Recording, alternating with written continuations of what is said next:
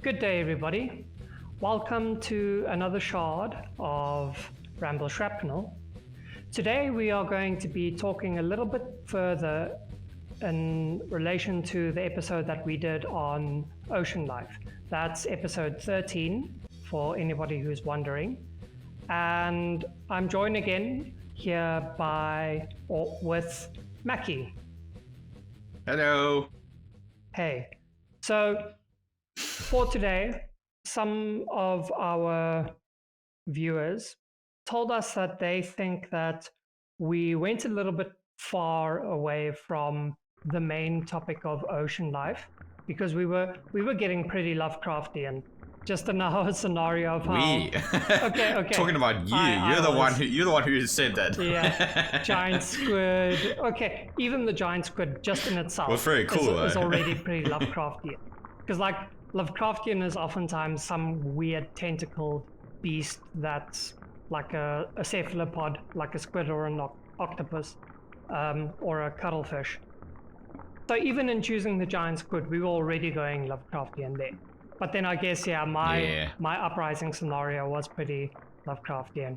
Because then I was also very talking... cool, though. Thanks. Because then I was also talking about like aboleths from D&D that are mind controlling other creatures and stuff like that and making them slaves.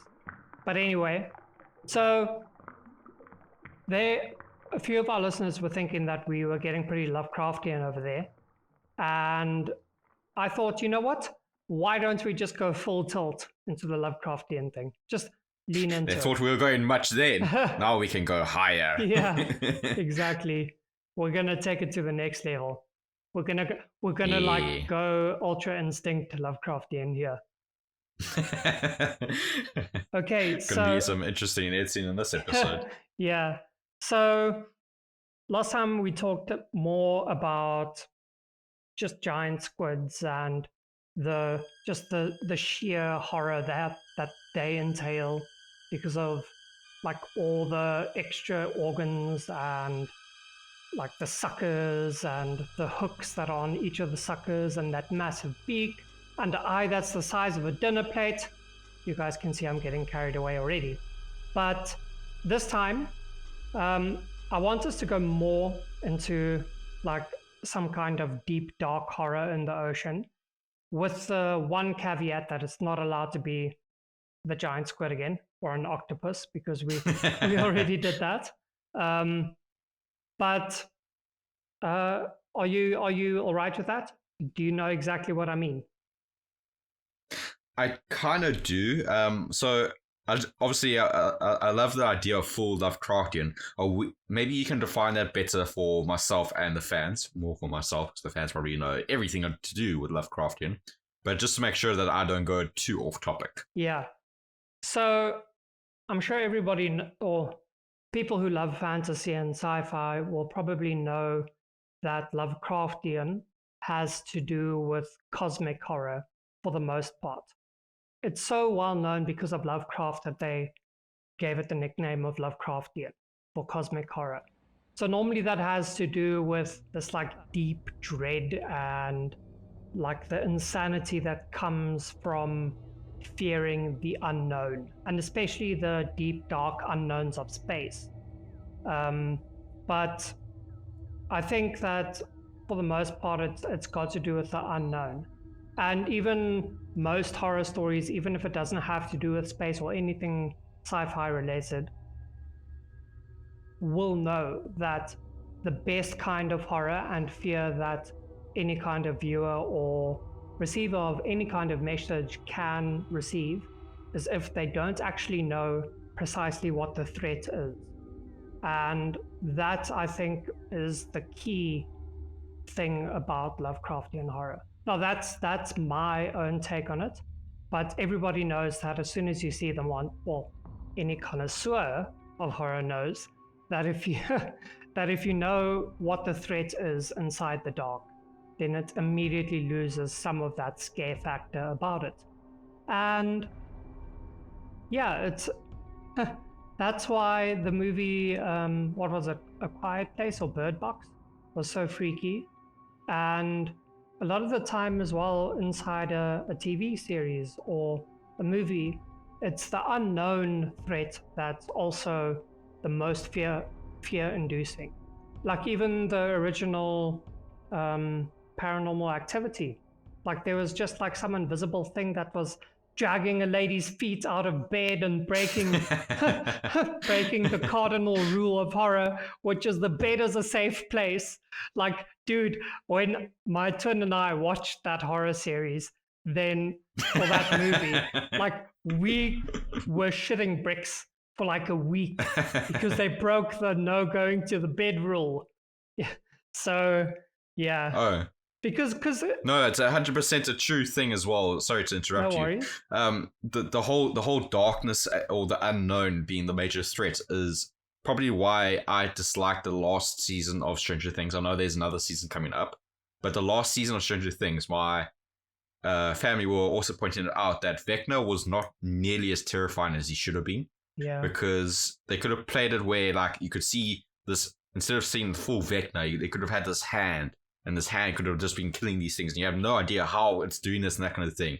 Have that like enjoyment of like, whoa, this is just his hand, or is it just pure presence? What does he? How does he do it? Yeah. But they revealed everything too quickly that it just felt like, oh, it's just another bad guy. Okay, try to deal with it. Yeah. Yeah, they could definitely have kept him as some kind of a silhouette, especially when he was coupled. 100%. Yeah, especially when he was coupled up with all those like tentacles and things that were coming out of him. See, that's another great example of Lovecraftian horror. But they should have done it right. But anyway, they should have.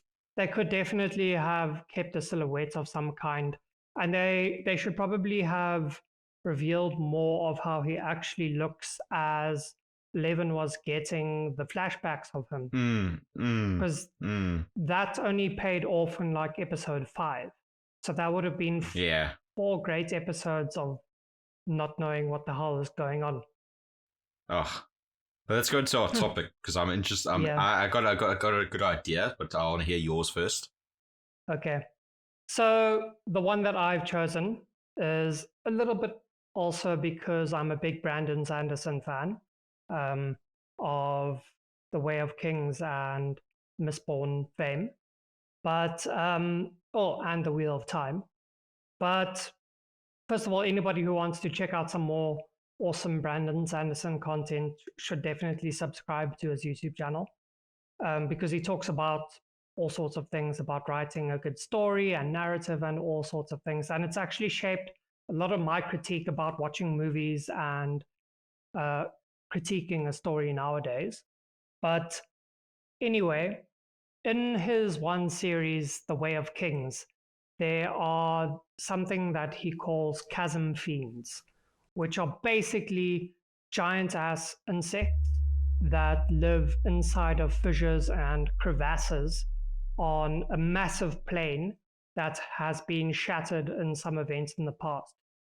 And these things are like, 20 feet high or some absolutely colossal size. And it's just such a great idea for me, like basically insects with like many segmented body parts that for some reason have this gigantism applied to them, and they just make such great adversaries and foes for people to try to take down, because their carapace, if you're thinking along the proportions of an insect, would probably be like at least half a foot thick. So how the hell are you going to tackle that with something normal like a sword? You probably wouldn't be able to pierce that with any kind of normal gun either. It would have to be some kind of armor piercing round, or like specifically equipped mechanical shot that can drill after it makes impact or something. But anyway, so my idea, which I think is actually reasonably well founded, is that somewhere deep down in the darkness of the Mariana Trench, or some other kind of fissure of that kind, there is some kind of prehistoric insect, or like some insectoid Like Ugh. if you ever look at pictures of weird creatures that live deep in the ocean, you'll see like a whole bunch of them. There's one that looks like it has it looks kind of like a worm or a millipede, but it's got a Oh no. long snout and what looks like a bloody buzzsaw or something on its mouth or as its mouth. Like that's just some. If I saw that coming out of the dock, I would fully expect that buzzsaw of a mouth to just like rotate and shred me if it was like a foot away. Oy. But I think that if there's something. Now, okay. So, first of all, we thought that trilobites were extinct for millions of years. But then we found trilobites still existing down there. For anybody that doesn't know, it's that one prehistoric kind of crab that looks a lot like an insect with like 20 legs sticking out of its side and a long tail. There's the one Pokemon that's based off of it. Kabuto, I think. The Kabuto Pokemon, I think, is based off of a trilobite. Anyway, so based on the fact that that thing has survived so long, we can establish that prehistoric insects from that long ago, or maybe not an insect, like an arthropod of that long ago, has survived before.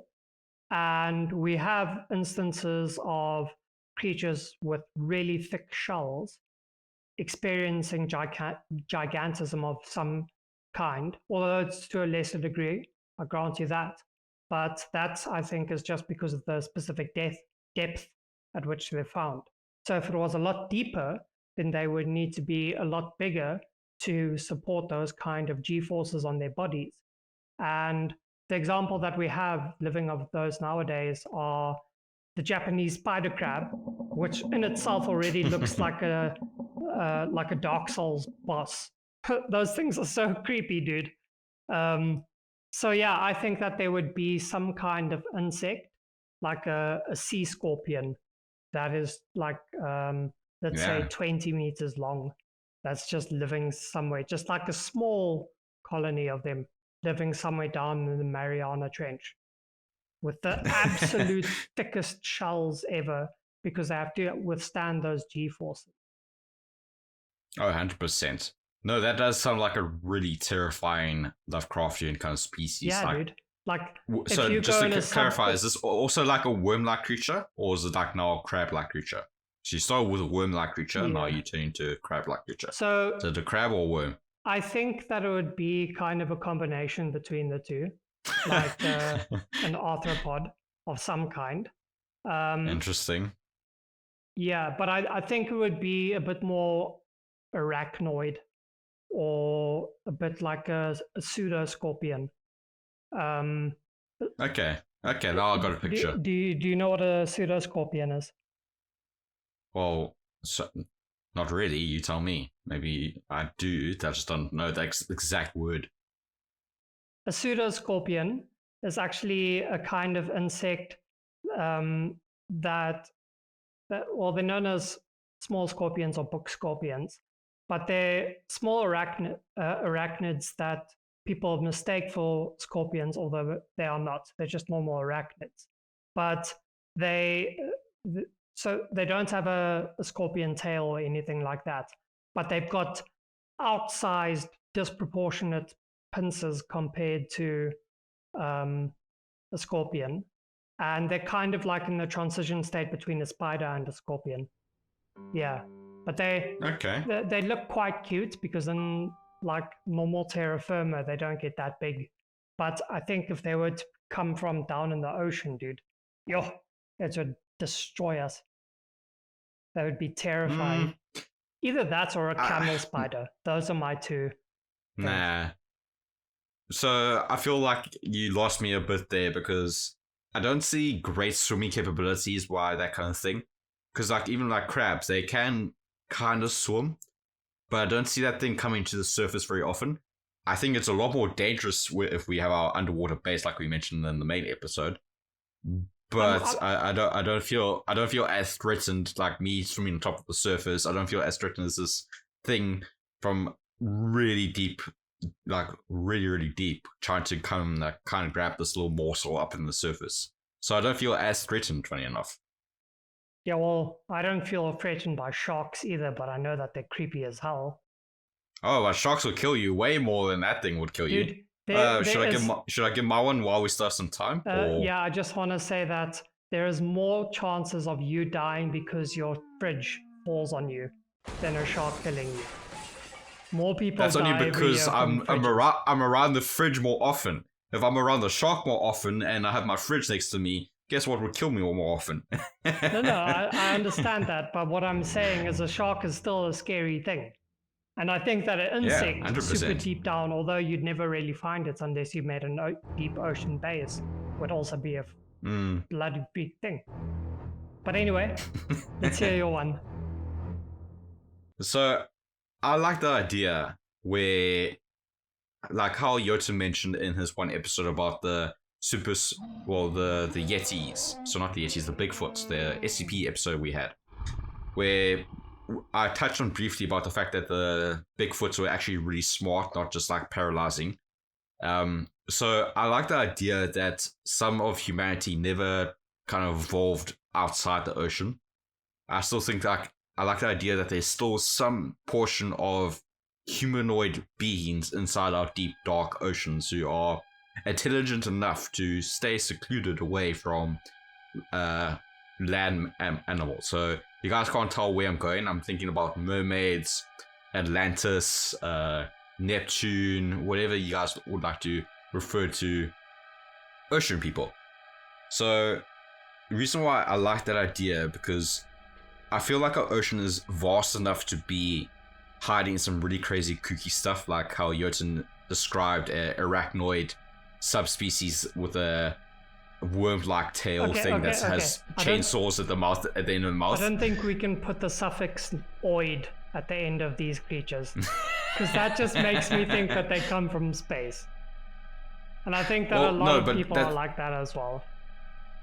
But what I'm saying is that it's mermaids, like or sirens, mermaids and sirens. Yeah. So there's a lot of lore and depictions from sailors. Like, guys, I'm aware that sailors have been on sea for so long that they probably were so horny that they saw a dolphin and said, "That's a mermaid." That could have been option A, but I think it's more likely option B, is that they might have seen something that we did not quite see before. And I like the idea that there's the smarter, more organized entities living into the sea who are maybe working with the giant squids that Eoton spoke so highly of in the episode, or B, are the actual masterminds of the squids. Like, they tell the squids what to do, and because the squids have so many brains, they can understand what they're saying. But I like that idea that there's this underwater living humanoid society, Atlantis. But I don't think Atlantis is a good one because we always outplay that so often. Yeah. But I like that idea where evolution didn't hit every humanoid species. It hit some of it, and the rest kind of stayed in there. They, instead of going up, they went down.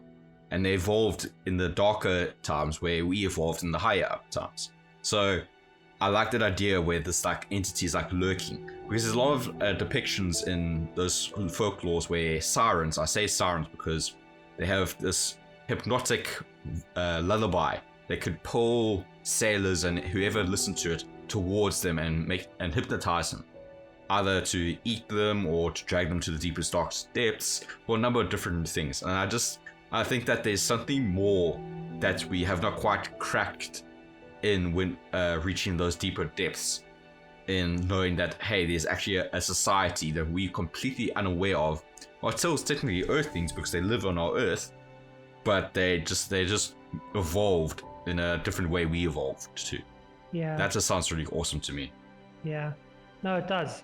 And I think that could actually in a kind of way be plausible, because if there was some kind of hominid in the past that realized that there was, or saw that there was some kind of cataclysmic event and thought to themselves, going into the water is the only way of surviving, then if there is a creature that could go back into the water.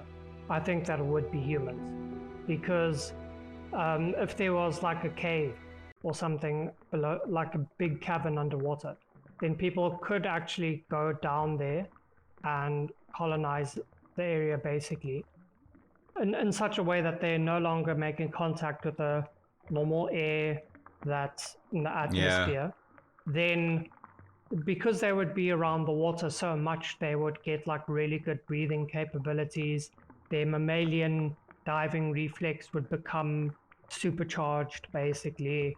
And then over the course of like 100,000 years or something, I think it's plausible that their ears would, like their eardrums would get thicker to properly block out more water and things at deeper pressures. And for us, their eyes would turn black because they would need to, they see any bit of light, they need to grasp that light source. I don't think that they would go that deep, hey, unless they become larger as well. But we wouldn't really become, I don't think we would become larger because of our metabolisms. And just because of our metabolisms, at least not in that short a time scale. But let's say that's something like 10,000 years into that civilization's future. I think that the genetic thing that we used to have, where we also had an extra layer of skin on our eyes from our deep distant past, I think that would come back so that we don't even really need to blink underwater anymore. Like stuff like that. We also did have a tail at one point as well. We also, like, don't we have that the capabilities of having it had, like, we technically had like the structure for a tail, just that we don't have a tail. Yeah. Maybe they kept their tails. Yeah. That could be a thing. I don't think that it would be a mermaid tail though. I think that I think that's a overplayed thing. I think it'll be a giant worm with chainsaws for a mouth. Yeah. Just like a fear factor. Just people mooning, people just like mooning and like this, using that as bait or something. Never mind. That would just be wrong. Yeah. Now I'm getting my thoughts are just taking. Don't talk about tails being dangerous to me, Macky. You know that my mind goes places. But anyway, I think it would be a bit like a dorsal fin or something that would help people to maneuver in the water a bit better. Oh no, 100%. Yeah, I don't think it would help in propulsion anyway, but I do think it would help to make tighter turns. But anyway, so that was Macky's suggestion, and I suggested a giant insect, and specifically an arachnid of some kind. Thank you for joining us again here on Ramble Shrapnel. Please tell us which of our responses here you think was a better one. And please check out the main episode as well if you think that this direction in which we were going was quite interesting for you, because we also talked about some really big Lovecraftian concepts in the main episode. But yeah, thank you for joining us. Again, check out that one in the main playlist. And Macky, where can we be found? What social media stuff? So guys, since this is a short episode, I'll keep it brief. Again, guys, we have our YouTube, which you can chat to us. We do post this on almost every podcasting platform, mention a few, Spotify, Apple. But the best way to communicate to us, and you'll find it very easily through our link in descriptions, is our Discord server. You'll be able to join that Discord server if you have any difficulties, and it will be two main reasons. One, your account is too new. Have the Discord account for maybe 2 weeks. Number two is that you don't have a profile pic. Get something, get your favorite picture of a Lovecraftian creature, or get the best picture of all, the Ramble Shamble account. No, please don't do that. We'll seriously, guys. Copyright if you do that. Oh, 100%. Unless you give us all the money that you gain from that. But again, guys, we do hope that you guys enjoy this. We try to post this as regularly as possible. Ramble Shambles every Thursday, unless otherwise. Eoton, how often is Ramble Shrapnel posted? Ramble Shrapnel is posted as often as I can finish it. That's about it. So sometimes, there you go, sometimes folks. You guys get like 2 or 3 in a week. Sometimes you don't get one. Aw. But yeah, just rest assured they are coming. It also has to do with how often you guys respond to us. So please, don't just leave our questions hanging. Send us some comments in the YouTube or interact with us on Discord. But Yay. But we'll see you guys next time. Bye. Bye-bye.